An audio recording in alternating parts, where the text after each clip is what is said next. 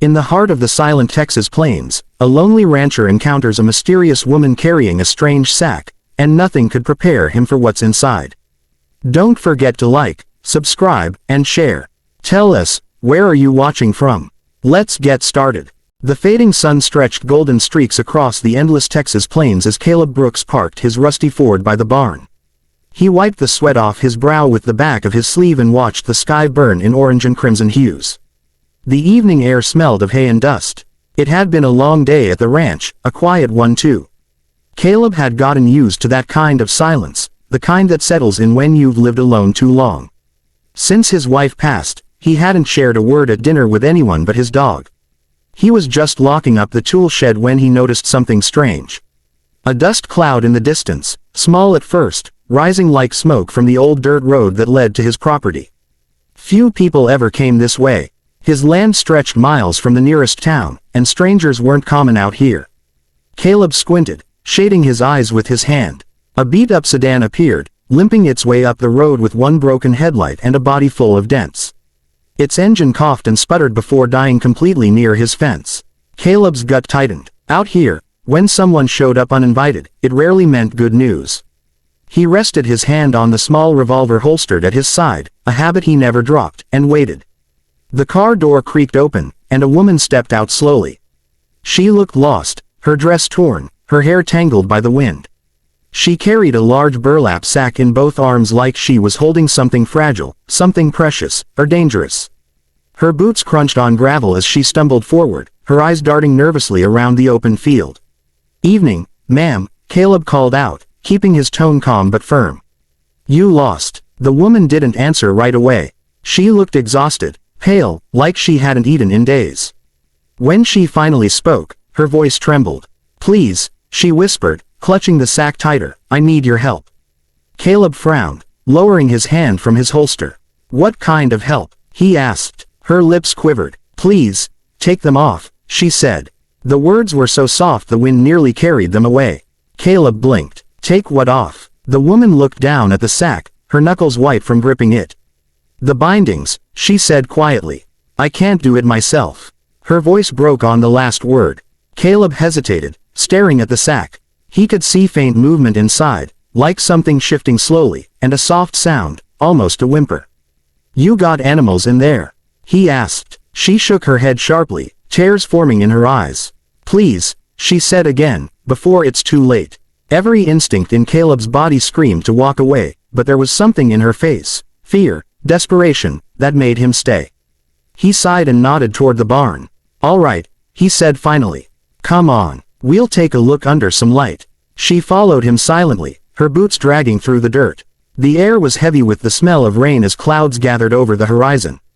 Inside the barn, Caleb switched on the old hanging bulb that swung gently, throwing long shadows on the wooden walls. The woman set the sack down on a work table. The sound it made wasn't right. It was too heavy, too solid, like whatever was inside wasn't an object but something, alive. Caleb rubbed the back of his neck. "You sure about this?" he asked. She didn't look at him, just nodded. "Please," she whispered, "just open it." He grabbed his pocketknife and crouched next to the sack. The rope tying it was thick, crusted with mud and something darker that he didn't want to identify. He hesitated again. "What am I gonna find in here?" he asked. The woman's eyes filled with tears. "You'll see," she said faintly. "They've been waiting for someone else to take them." Caleb didn't understand a word of that, but he started cutting anyway. The blade sliced through the rough rope with a dry snap. As the knot loosened, the sack sagged open slightly, releasing a strange odor, metallic, damp, and earthy, like iron mixed with decay. Caleb coughed and pulled the opening wider. The air inside was cold. He reached in cautiously, his gloved hand brushing against something soft, smooth, and small. He froze. Then he pulled the fabric open completely, and what he saw made his stomach twist violently. Inside the sack were two small shoes, old, muddy, and still tied, but not just shoes. They were still attached to tiny, lifeless feet. Caleb stumbled backward, nearly knocking over the stool behind him. His face went pale, his breathing ragged. "Jesus Christ," he muttered, his heart pounding. "What is this?" The woman didn't answer. She just collapsed to her knees, clutching her face, sobbing uncontrollably. "I told you," she cried, her voice echoing off the wooden walls. They wouldn't stop crying.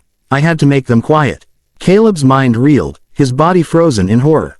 He wanted to run to the door, to call the sheriff, but his legs refused to move.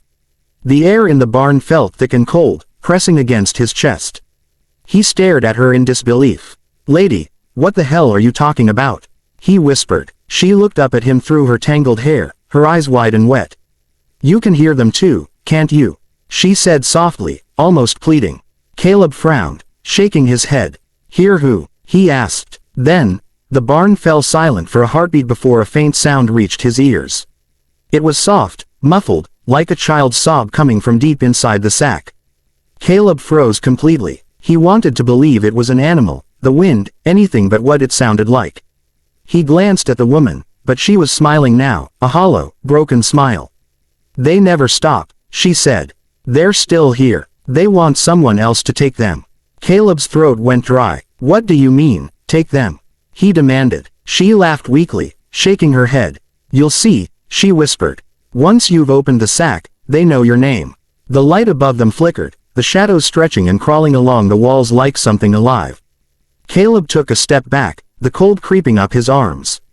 The woman's eyes rolled toward the sack again, her voice trembling. "Please, take them off." The barn door creaked as the wind outside began to howl. Caleb could feel his heart pounding against his ribs. "I'm calling the sheriff," he muttered, reaching for his phone. But the moment he did, a sudden gust slammed the door shut. The bulb flickered violently, and for an instant, he thought he saw movement near the table, something small, shifting inside the sack. The sobbing grew louder, echoing now, surrounding him. He dropped the phone. The woman covered her ears and screamed. Caleb could hardly breathe. His eyes darted toward the sack again, and the faint shape of two small figures began to rise beneath the fabric. He stumbled backward, terrified, knocking over a bucket as the sound grew into faint, childlike laughter mixed with sobs. "Stop it," he shouted, but his voice sounded small against the storm. The woman was crying now, clutching her knees. "You shouldn't have opened it," she whispered.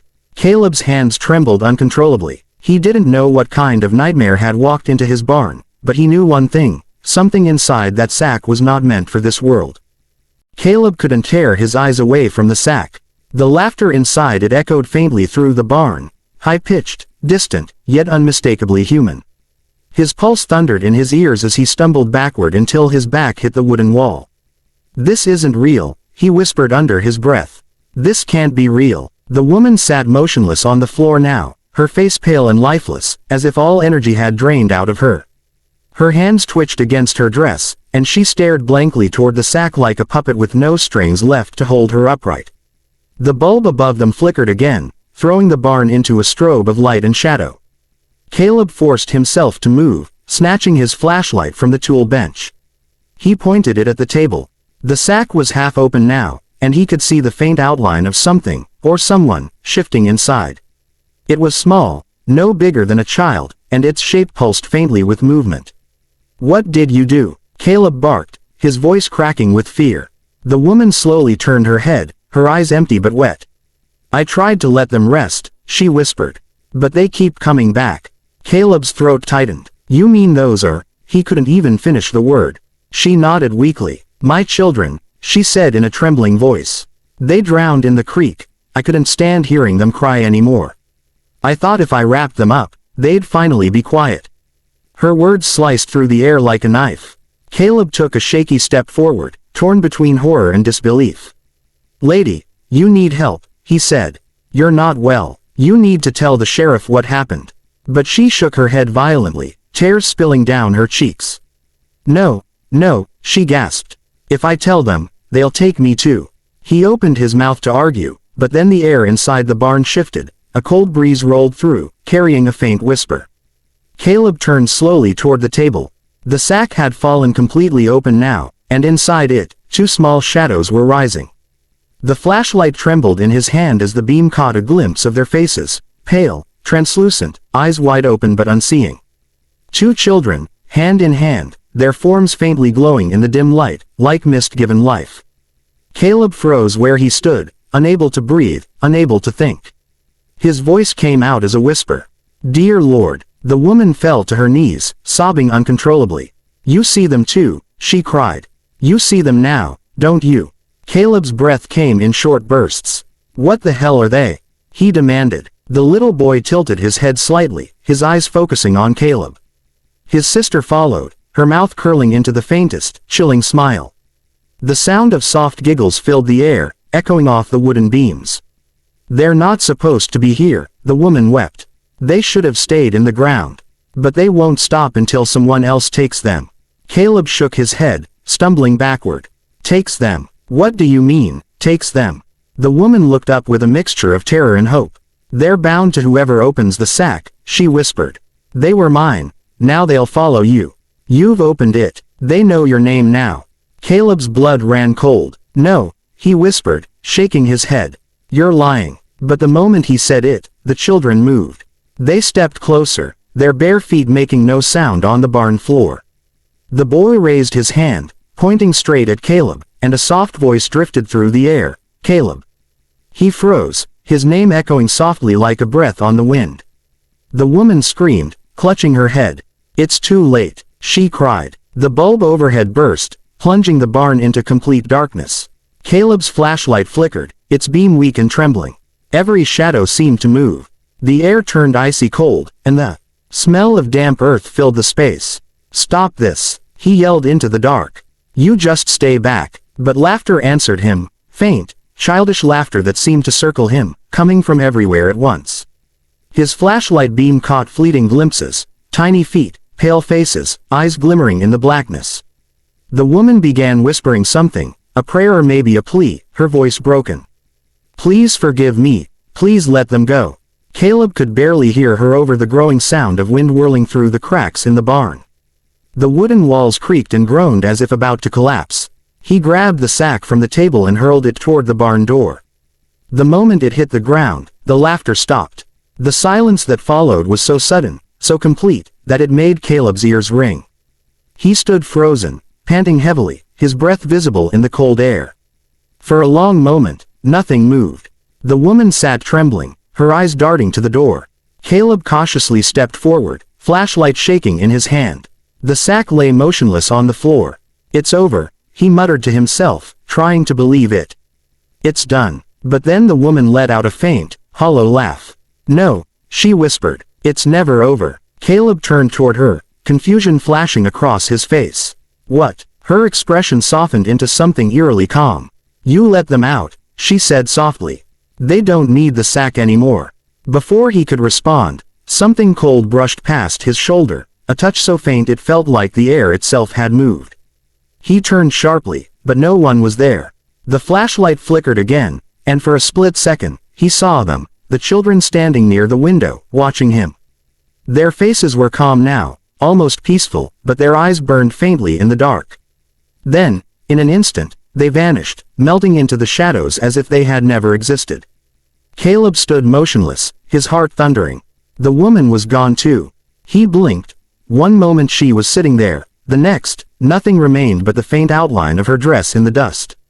When dawn finally came, the sheriff arrived after Caleb's panicked call hours earlier. He looked around the barn, frowning at the mess. You sure you weren't dreaming, Brooks?